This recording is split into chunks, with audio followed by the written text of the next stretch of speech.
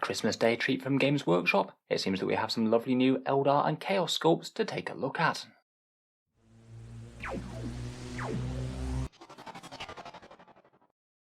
Hello and welcome back to Horse Pets Tactics, and a very Merry Christmas to everyone. I'm taking a very short amount of time out of festivities today to talk about this new Eldritch Omens box, the long anticipated Eldar vs Chaos big box set that's been alluded to with all of these Advent Engine previews. There really are some beautiful new models here, so in the video I thought we'd take a quick look at each new unit and talk about any interesting features. So Eldritch Omens is a new one of Games Workshop's Versus boxes. It's going to be coming in 2022 sometime, we're not really too sure when yet, but it seems very likely that it'll release close to both the Eldar and Chaos Space Marine codexes. Games Workshop do like to tie their Versus box releases in with the new rule updates. It's been heavily rumoured that both Eldar and Chaos will be getting very big releases next year. I'd perhaps expect to see this coming sometime after the Tau Codex, which sounds like it'll be sometime in February at the moment. They haven't really given us too many details as to the backstory for the box. Apparently it's going to be set in the Nakmun sector.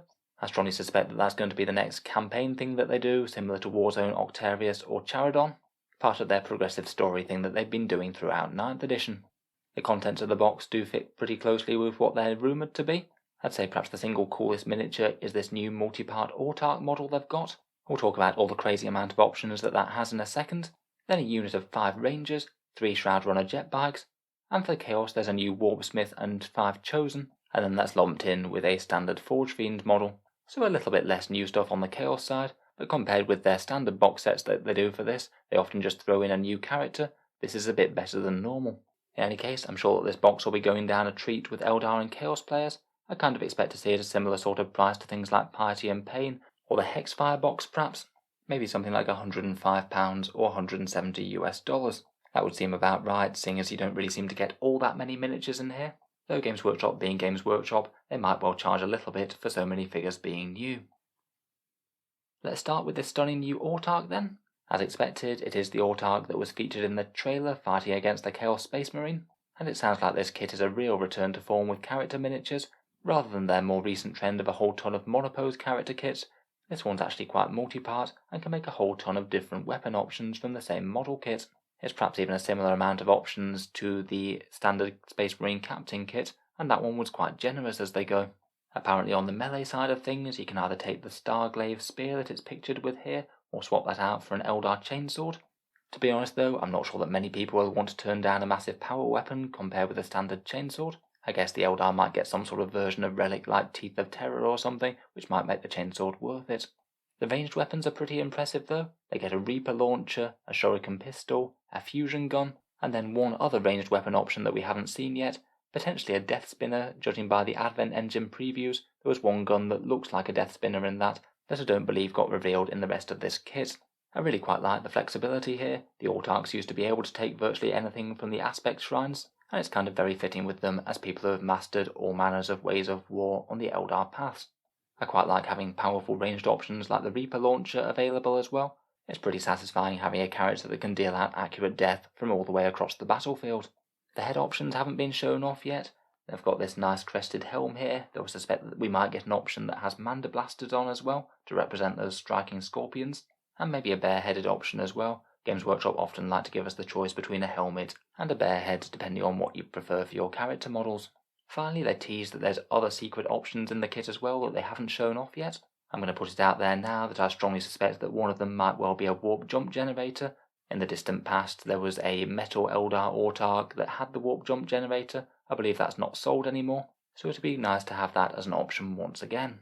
Maybe there might be swooping hawk wings as well, but they might keep that for the current Autarch sculpt that they have available. They do say that these different weapon options are apparently compatible with that kit as well. Overall, this is a really great character kit, I think, and I really like to see the generic choice for a faction actually having a fair bit of choice on it and not just get locked into one set of gear. I'm sure it'd go down very well if they farmed out kits like this for quite a lot of factions. Next up, we have the reimagined Eldar Rangers. I think they've done well with these, really fitting resculpts of a classic Eldar troops choice. In particular, I think they've done well with those flowing capes and how they're painted as well. Chameleon camo cloaks above the standard Eldar bright armour. Most of them look pretty similar to how they were before, though I'd say they're a bit more dynamic than the fine cast ones that you can see in the bottom left. There are a couple of other interesting details on the squad though. One appears to have some sort of hover scanner gizmo of some sort. I'm sure that'll have some sort of in-game rules. And there's a little statue marker as well, which apparently represents the Eldar god of the hunt. Again, I'm sure that's going to have some sort of rules purpose if it gets its own base and everything. It's fun to see a fairly simplistic squad get some new options and war gear. Next up we have the completely new unit in the box, the Shroud Runner Jetbikes. These guys are a new variant ranger unit for the Codex, presumably fast attack, and a 2-man jetbike squad with camo cloaks, each one armed with a ranger long rifle and a scatter laser, taking them into battle. It does seem that these fit pretty much exactly with the leaked rules that we had earlier, so supposedly these should have a decent 16-inch movement, a massive ballistic skill of 2+, 3 wounds and a 4-up save, and supposedly they've got some pretty interesting rules interacting with cover, ignoring enemy cover when they're up close, and being able to gain the advantage of cover even though they're a bike squad and wouldn't normally be able to. Model-wise, I think they're interesting. Certainly look threatening enough, but maybe the double rangers on the back make them look a little bit less gainly than some of the other Eldar skimmers. I see that in this example they've painted them a bit more of a muted tone than the normal bright same hand colour scheme. Though I do kind of like the way that they've gone for a sort of strange digital camo sort of design, with a bunch of interlocking red and darker red squares. They certainly look like a fun unit to use anyway. Hopefully they'll be decently good when we do get their new datasheet. Perhaps sniper units have been having a slightly rough time of it recently, seeing as 9th edition has so much good terrain and decent bodyguard rules, meaning that a lot of the time the most important characters are very well protected. Moving to the Chaos side, and we start off with this snazzy new Warpsmith.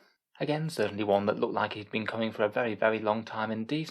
And nice to get another one of the core Chaos characters out of Finecast. There's plenty of bits from this guy that had come straight out of that Advent engine, multiple mechadendrites, and that cog-toothed axe that he carries. In this preview we can see that he is fairly similar to the old one in quite a lot of ways. He does have an interesting head swap option, and it seems that he can get some sort of hammer option too. Who knows whether that's going to be a full-on thunder hammer, or maybe some sort of more mechanical equivalent. I think I personally prefer the helmeted head more than the non-helmeted on this new guy, but otherwise he does look like quite a fitting update, pretty similar to the old model, just maybe everything a little bit sharper and perhaps slightly more dangerous looking. I'm going to guess he might have options of a few different pistols as well. We can see he's got a plasma one here. Finally, for the new miniatures, we have the Chosen Squad.